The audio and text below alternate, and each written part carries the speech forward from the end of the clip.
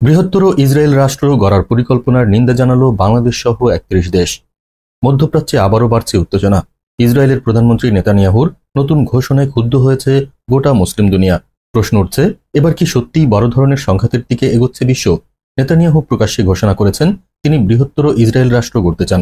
শুধু ফিলিস্তিন নয়, পশ্চিম তীর, গাজা, গোলান হাইটস, এমনকি জর্ডান ও মিশরের অংশ দখলের পরিকল্পনাও আছে এই স্বপ্নে। মুসলিম দেশগুলো একে বলছে আন্তর্জাতিক আইন ভঙ্গ আর আঞ্চলিক স্থিতিশীলতার জন্য সরাসরি হুমকি।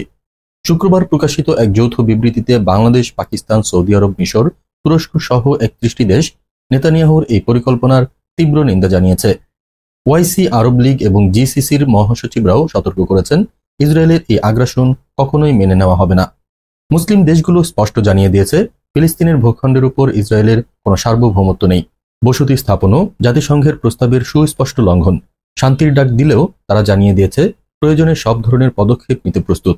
এখন প্রশ্ন, নেতানিয়াহুর এই উগ্র স্বপ্ন কি ইসরায়েলকে আরো বিপদের দিকে ঠেলে দেবে, নাকি মুসলিম বিশ্বের ঐক্য এবার তাকে থামিয়ে দেবে?